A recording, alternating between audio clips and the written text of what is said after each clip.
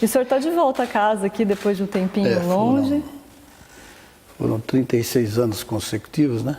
Acho que o senhor é recordista de legislatura na casa, ou tem alguém que ficou mais tempo?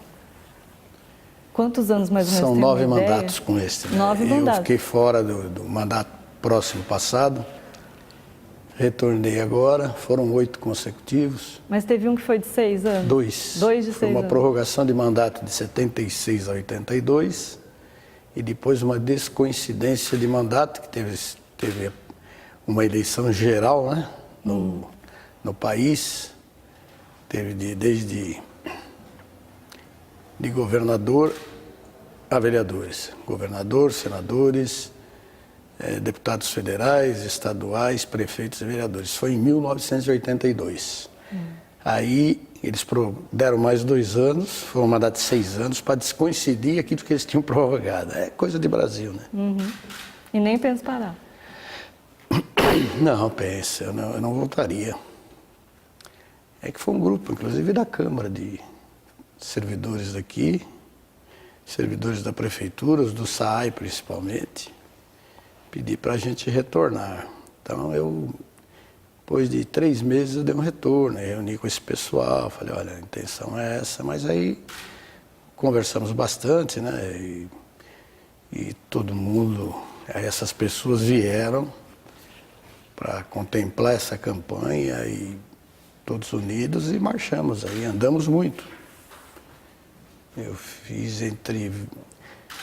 no ano eleitoral, ano de 2016, foram 452 reuniões. Quer dizer, reuniões não são, tinha reuniões com 2, 3 pessoas, outras que tinham só família, até com 100 pessoas, no final engrossou mesmo, aí foram para 150 pessoas. E eu apoiei o Guti nos 2 turnos. Agora vamos para mais um mandato, então. Vamos tentar cumpri-lo, né? Então tá certo. Então vamos começar o nosso ponto de vista. Vamos procurar errar o menos possível. Menos possível. Então tá bom, então vamos começar. Acertar é difícil, né? Esse nosso ponto de vista de hoje com o vereador Paulo Roberto Sequinato, do PP.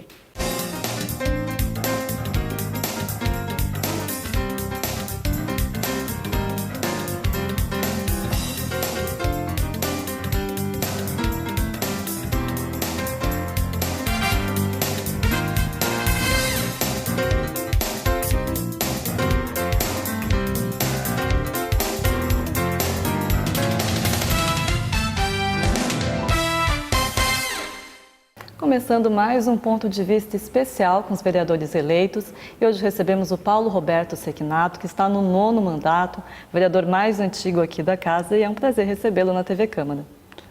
Obrigado, o prazer é todo nosso. Não sou mais idoso, mas sou mais antigo. Mais tempo de casa. Creio eu que seja o maior número de mandatos, salvo até um melhor juízo, né? Mas, pelas minhas contas, é o 9º mandato. E vamos tentar cumpri-lo a contento. Vereador, o senhor tem uma história longa aqui em Guarulhos com relação à política, mas eu queria que o senhor resgatasse um pouquinho como é que se iniciou. Como que foi o seu envolvimento com a política na cidade? O senhor é daqui de Guarulhos mesmo? Sim, meus avós, tanto paternos como maternos, são oriundos dessa mesma cidade, Guarulhos. Somos descendentes, meus bisavós italianos. Então, a gente iniciou com o movimento estudantil, a gente frequentava, naquela época, era uma população diminuta. Eu não sei precisar hoje, quando eu iniciei, quantos mil habitantes tinha, mas acredito que cerca de 90, 100 mil habitantes, né? Foi lá pelos idos dos anos 70, precisamente, que eu me lancei mesmo, foi em 76. Eu tinha ainda, em janeiro de 76, que se iniciou, eu tinha 22 anos. Culminou eu sendo eleito, sendo o segundo mais votado da história da cidade. Primeiro foi um vereador que por aqui passou também com diversos mandatos, um grande vereador, o Edson Alves Davi. E eu fui o segundo mais votado na oportunidade. Foi com o movimento estudantil, eu estudava no colégio mais antigo da rede pública aqui na cidade, o Conselheiro Crispiniano, colégio famoso, né? E vim da Escola Santa Catarina, em Colégio Santa Catarina, do bairro da Ponte Grande, onde a gente deu os primeiros passos como ser humano, né? E assim foi. E tinha esses movimentos estudantis, a gente frequentava o centro. Naquela época não eram baladas, eram os bailinhos, e a gente tinha contato em toda a cidade. Qual né? que era o partido nessa época? Essa época era o bipartidarismo, iniciou com o então MDB e Arena. Depois, no 82, já tinha mais partidos, veio o PTB, o PT. O PTB foi o PDT veio também, foi uma cisão do Brizola com o Jânio Quadros, oriundos do PTB. Então houve essa cisão e criou-se o Partido Democrático Trabalhista, que foi o PDT, liderado até o final da vida dele por Leonel de Moura Brizola, né? Inicialmente, São Paulo era Terezinha Zerbini. E o senhor inicialmente estava no MDB? MDB. Era o bipartidarismo, né? Era o MDB que situava-se mais do centro para a esquerda e a Arena que era mais do centro para a direita, né? Não tinha esse acirramento de ânimo que tem hoje, mas existia uma oposição. Era uma realidade bastante diferente, né? Esse período da ditadura, o senhor pegou o final da ditadura também. Peguei. Como que foi esse período? Tem algum momento marcante? Era bem sua atípico, vida? né? Nós tínhamos a base aérea de Cumbica, eu fui presidente nesse período. Foi no biênio, naquela época a gente tomava posse dia 1º de fevereiro. Hoje é dia 1º de janeiro, porque também não me perguntam, mas é porque a legislação exige, né? Mas era 1º de fevereiro e então culminava com a eleição da mesa da Câmara, dia 1º de fevereiro, então você fazia de 1º de fevereiro, eu fiquei de 1983 a 31 de janeiro de 1985. Né? Mas aí nós já não era mais o bipartidarismo, como eu disse, já tinham 4 ou 5 partidos, coisa assim parecida. Já estava um período de abertura. Estava um período de abertura, né? Porque veio aquela reforma constitucional em 88, né? Foi 5 de outubro de 88, quer me parecer. E a gente participou da Constituinte Municipal, fizemos parte, alguns vereadores da época. Foram momentos marcantes. Então eu peguei diversos períodos desta casa, né? Eu peguei um exemplo, peguei pai de vereadores, depois peguei o filho do vereador, e assim sucessivamente. Como eu peguei o Alan Neto, o Alan Elísio de Oliveira Neves, que é avô do Alan Neto, que veio ser vereador. Então eu peguei toda essa trajetória. Aprendi muito. Aliás, a vida é um aprendizado, né? Você nasce, começa a aprender, fim da sua vida aprendendo. Então, mas valeu tudo aquilo que eu aprendi, né? Entre erros e acertos, não sei se errei mais, se acertei mais, isso daí, politicamente, quem julga para mim é sempre a população, mas chegamos ao 9º mandato, porque Deus, como cristão eu falo, porque Deus assim permitiu e a população também quis.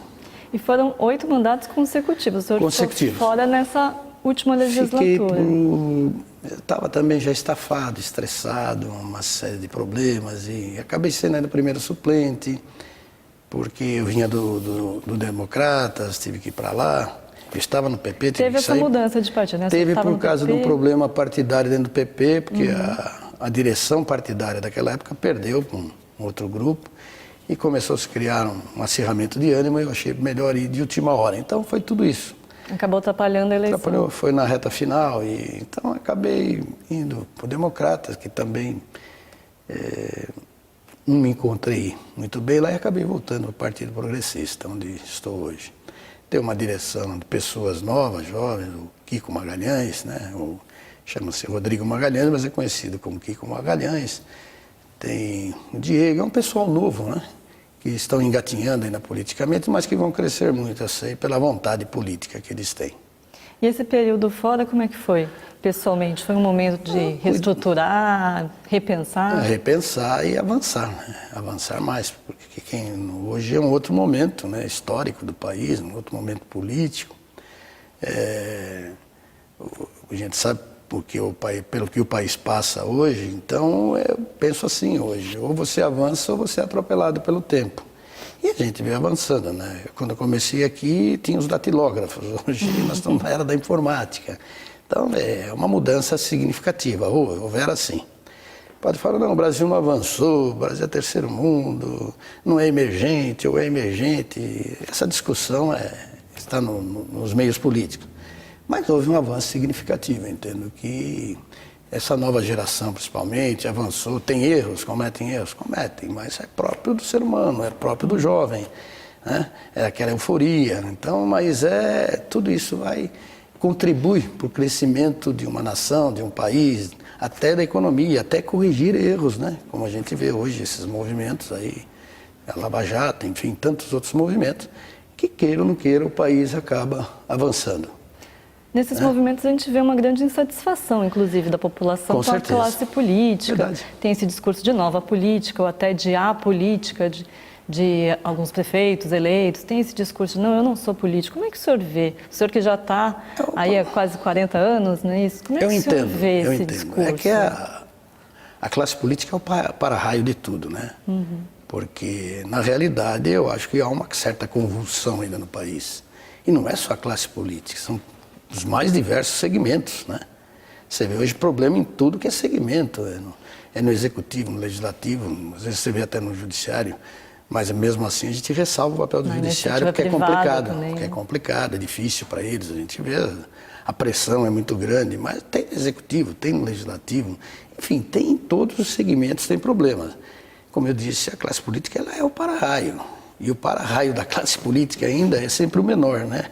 Tem um ditado que diz: quando alguém erra, ou numa igreja, quem apanha ou é o sacristão, é o obreiro, é o coroinha. A classe política é sempre o vereador, porque quem é que tem o contato direto também, do povo? Né? É o vereador. E a população sabe. Ela consegue conversar com o vereador, o legislador municipal. É ele que vai. A função nossa é apresentar projetos, é fiscalizar o poder executivo, né? Mas, na realidade, se acaba atendendo, porque é uma história um pouco até que diferente, né? A nossa história, né? Do continente sul-americano. Se bem que a gente entende, é um continente mais jovem, ainda nós estamos engatinhando, ainda precisamos avançar muito. A gente não pode fazer uma comparação que nem falar, a Europa é desenvolvida, a América do Norte, mas eles são milenares, né? Como a Ásia, eles são milenares, povos milenares, continentes milenares. Nós ainda engatinhamos, então tem que ter essa tolerância, né? E eu até entendo que até os poderes que julgam, o poder que julga, ele é complacente, até ele é tolerante, porque aquelas pessoas que lá estão são pessoas gabaritadas, competentes e sabem que nós vivemos ainda esse problema, como se diz lá fora, o terceiro mundo, né? Que é toda a América. Nós temos problema em toda a América do Sul, né? O povo latino é um povo que sofre ainda, então vai haver um avanço? Vai. Mas não sei se eu pegarei os meus filhos ou os meus netos, mas que terá um avanço, teremos, né? Todo o continente sul-americano. A gente fala do Brasil porque nós vivemos aqui, mas você vê isso na Bolívia, vê no Peru, você vê na Venezuela, enfim, tantos outros países, né? Aqui do continente sul-americano. Então é um pouco de paciência, a população está certa, ela tem que pressionar para que o avanço seja maior ainda. E eu não sei quanto tempo ainda estarei na vereança, porque eu não sou vereador, eu estou vereador, né, no momento. Então, mas eu acredito muito na minha cidade, em Guarulhos, eu acredito nos poderes constituídos, né? Acredito num futuro, até numa harmonia dos poderes constituídos, porque eu acho que essa terra, como cristão eu falo também, é uma terra abençoada por Deus, o nosso país, e creio que os mais humildes, que é tido às vezes até como terceiro mundo, que é o povo latino, é a América do Sul também, que se inclui nisso, como os povos do Caribe, né, da América Central.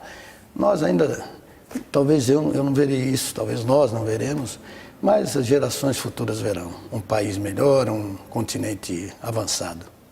Vereador, o senhor falou também que apoiou o Guti, tanto no primeiro quanto no segundo turno?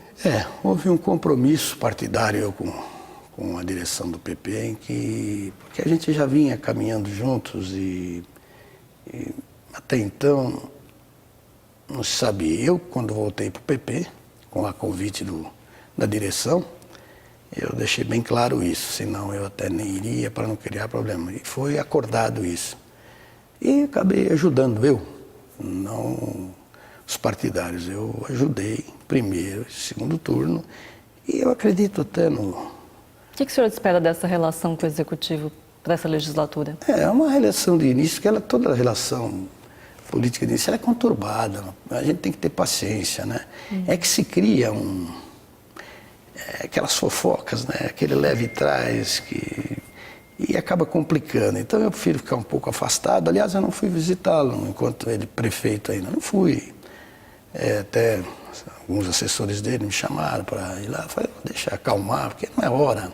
Eu sei que é um momento difícil, né? Mas esse momento difícil passa, daqui a pouco tudo está engrenado, a cidade começa a caminhar, a gente já vê a preocupação aí de toda uma juventude, de todo um grupo, enfim, de toda uma classe política, aqueles que se interessam. E já correr os finais de semana com essas inundações, a gente vê a vontade política, vê a vontade deles trabalharem, né? Porque é lógico que tem muitos jovens nesse contexto e eles engatinham, mas vão avançar, vão aprender. Eu acredito no governo dele. Vereador, o senhor também está numa das comissões mais cobiçadas aqui da Casa, que é de Constituição e Justiça. O senhor é advogado também. Sim. O que o senhor espera para o trabalho da comissão este ano? Eu acho que, dentro daquilo que foi colocado na campanha dele, eu acho que a Câmara tem que assimilar algo assim. Ele disse que ele vai enxugar agora, né, com essa reformulação que ele vai fazer, né, com essa reforma administrativa. Algumas secretarias ainda elas não foram extintas, a gente sabe, né? Antes que me perguntem, ele fala, eu sei que elas não foram extintas. Tem lá gente ocupando os cargos ainda, né, de adjunto, sei lá, ou de diretores, mas eu acho que ele vai fazer tudo nessa reforma agora, né? E não acredito em criações de nova secretaria. Eu não conheço o projeto, não chegou à casa ainda a Câmara, mas sim fazer uma reformulação, uma reestruturação do quadro administrativo da cidade. Eu acho que é o momento da Câmara aproveitar também e fazer essa reestruturação. Porque quando se fala em reestruturação, o pessoal pensa que vai reestruturar o cargo. Tem que deixar bem claro que é uma reestruturação administrativa. Tem que ter um enxugamento, tem. Não só em Guarulhos, eu acho que em todo o território nacional. Agora, vamos ver como vem o projeto. Eu estarei pronto para ajudá-los, né? Se precisar também dar um parecer em separado, podemos dar, não há problema nenhum. Eu quero estar no contexto em ajudar a esta reforma, a acontecer essa reforma. Mesmo estando na CCJL, eu já participei no passado, ela chamava Comissão de Justiça e Redação, como de Finanças e Orçamento, eu participei em diversas comissões. Não citei a vocês, também fui secretário de Turismo na época, né, que era Turismo e Cultura no governo Papoto. Então já participamos de algumas questões. Então eu falo isso porque o meu sentido é os novos que chegaram, os vereadores novos, sempre foi, até um dos vereadores, não estou autorizado a citar o nome, mas ele me disse, poxa, quando eu assumi como suplente uma vez, você de pronto me ajudou, eu não lembrava. Então, mas o compromisso é o mesmo, é tentar ajudá-los naquilo que a gente possa. Não ajudar os colegas a errar, mas sim passar aquilo que a gente conhece, aquilo que é bom para casa, que é bom para a administração e para os vereadores, porque um dia eu cheguei aqui também e comecei a aprender. Então a gente tem que passar alguma coisa aqui, né, que ficou na história da cidade, algo de bom, né? E é isso que a gente pretende fazer, ajudar, colaborar com a administração pública, com o poder legislativo e também ponderar e atender os requisitos do Poder Judiciário. Eu acho que tem que ter essa harmonia e pensarmos agora, avançarmos mais um pouco, pensarmos diferente para que o Brasil melhore, né? Eu acho que chegou a hora, ou passou até da hora. Vereador, para finalizar o nosso programa, eu queria que o senhor falasse, então, quais são as prioridades que o senhor tem para esse mandato de agora, se tem alguma área que o senhor pretende focar nesse mandato? Veja bem, eu acho que é tentar dar continuidade naquilo que a gente acertou, é tentar melhorar naquilo que a gente possa ter errado, é tentar colaborar com o Poder Executivo. Colaborar não é que quer dizer que vai deixar de fiscalizar o Executivo, não. Mas tomara que não precise fiscalizar, porque, como eu disse, eu acredito nessa administração, salvo sempre um melhor juízo, mas eu acredito. Apesar de novo, o Gustavo, o Guti, eu conheço ele, toda a família, uma família de bem, de pessoas que querem o bem da cidade, o crescimento. Ele sempre foi um menino que trabalhou, no passado lutava, ele prova isso agora, visitando os bairros, terminou a eleição, não tem sábado, não tem domingo, então isso é importante. O que eu pretendo fazer é dar continuidade né? Aquilo que foi bom, vamos dar continuidade. E aquilo que nós erramos, já passou. Então vamos tentar melhorar a cidade, não só o vereador Paulo Roberto Sequinato, mas sim todo o colegiado desta casa, né? Todos os legisladores, ajudar a administração pública, independente de cor partidária. Eu acho que é hora da gente se unir e falar, ó, é uma nova Guarulhos, assim como nós acreditamos com uma nova São Paulo e com um novo Brasil. Tá certo. Muito obrigada, vereador, pela entrevista. Às ordens. Tá certo, foi mais uma edição, então, desse ponto de vista especial com os vereadores eleitos. Muito obrigada pela sua audiência. A gente se vê no próximo programa. Tchau.